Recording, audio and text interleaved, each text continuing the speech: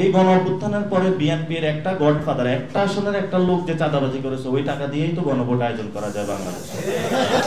ওই যে ঢাকা মহানগরের একজন নেতা আছে যে নয়ন, ও যে টাকা চাঁদাবাজি করেছে, দুর্নীতি করেছে, এই টাকা দিয়েও একটা বাংলাদেশে গণভোট হওয়া সম্ভব। যে আমরা ওনাদেরকে এতদিন জমজমের পানি দিয়ে পরিষ্কার করতে চেষ্টা করেছি, এখন ওনাদের মাথাও ক্লিন হয় নাই, বডিও ক্লিন হয় না, কিছু নাই। এই জন্য আমরা মনে হয় এখন ওনাদেরকে বুড়িগঙ্গার পানি দিয়ে একটু পরিষ্কার করতে হবে। চরমোনাই হুজুরের দলে গেলেন না, জামায়াতে গেলেন না, এনসিপি গেলেন, এটা আমাদের বড় বিষয় না। বড় বিষয় হলো বাংলাদেশে ইসলাম খতরা মে হায়। বাংলাদেশে একটা জিনিস এসেছে, ওই সময় মুক্তিযুদ্ধের চেতনার কথা বলে চেতনা ব্যবসায়ীরা বাংলাদেশে এক ধরনের চেতনার ফেসিবাদ কায়েম করেছিল। বাংলাদেশে কিন্তু আবারই ধর্মকে ডিল না করে ধর্মীয় কথা বলে ধর্মীয় ফেসিবাদ কায়েমের প্রচেষ্টা চালিয়ে যাওয়া হচ্ছে। এই ধর্মীয় ফেসিবাদ যদি বাংলাদেশে কায়েম করা হয়, তাহলে আলেম ওলামাদের উপরে বড় ধরনের একটি নির্যাতন নেমে আসবে।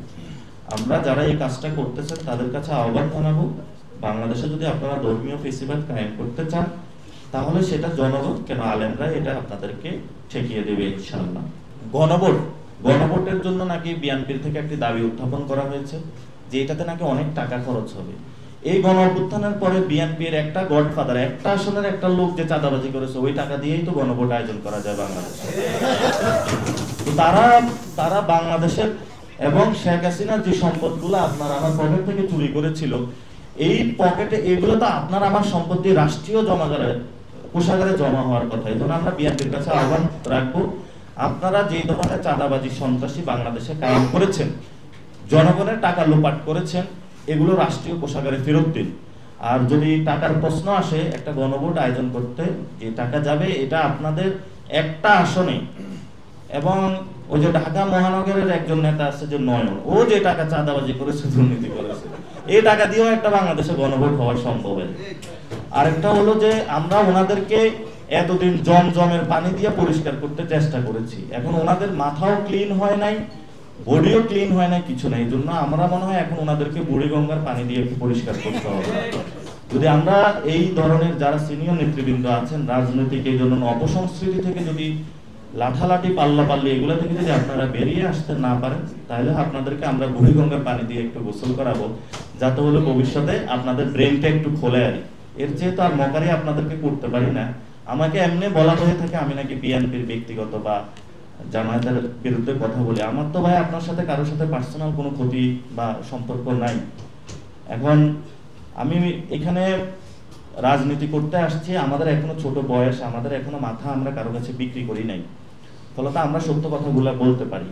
এই জন্য সত্য কথাগুলা বলি। তুষার ভাই এখানে বলেছেন, আপনারা অনেক আলেম ওলামা এখানে বলেছেন, আপনাদের কাছে আমাদের একটা এনসিপির পক্ষ থেকে নিবেদন থাকবে, আপনারা কি বিএনপিতে যান নাকি হলো চরমোনাই হুজুরের দলে গেলেন না, জামায়াতে গেলেন না, এনসিপি গেলেন, এটা আমাদের বড় বিষয় না। বড় বিষয় হলো বাংলাদেশে ইসলাম খতরা মে হায়। এখন আপনারা যদি এটা বিশ্বাস না করেন, তাহলে আপনারা কয়েকদিন পর উপলব্ধি করবেন। আপনারা যেভাবে হলো দার্সগুলোতে পড়াশোনা করেন, সাথে সাথে একটু রাজনীতিতে আপনাদের আরো একটু অ্যাক্টিভ হতে হবে। এটা আপনারা আপনাদের মতন করেন, যে এরিনাতে যেভাবে থেকে করেন। আমরা বলি না আপনারা আমাদের এনসিপির সাথে আসেন, কিন্তু নিজের যে প্রাপ্য হিস্সা এটা আপনারা বুঝে নিন। এবং সেই জায়গাতে বাংলাদেশের যে কনস্টিটিউশনের যে সংস্কার, বড় একটা কিন্তু ঘটনা বাংলাদেশে ঘটে যাচ্ছে। তো 2 দিন পরে যদি আপনারা এসে বলেন যে ঘটনা তো ঘটে গেছে, আমরা তো আসলে বিয়েতে ওইখানে আমরা সাক্ষী ছিলাম কিন্তু কিছু বললাম, তো এই জন্য সাক্ষীটা কি না থেকে যেহেতু চলে আসছেন, একটু রাজনীতিতে আপনারা ভালো করে এঙ্গেজ হন আপনারা। এটা কিন্তু বাংলাদেশে একটা বড় পরিবর্তনের মধ্য দিয়ে যাচ্ছে। আর নিজেদের মানে এটা জায়গাটা কারো কাছে বর্গা দিবেন না, কারো কাছে ইজারা দিবেন না কোনো দলের কাছে। এবং আপনাদের যারা ইজারা নিতে চায়, অনেক দল বাংলাদেশে সৃষ্টি হয়েছে, আপনারা তাদের কাছে ইজারা দিবেন না। আমরা আপনাদের এনসিপির পক্ষ থেকে কোনো উত্তরণ সম্ভব ছিল না আসলে।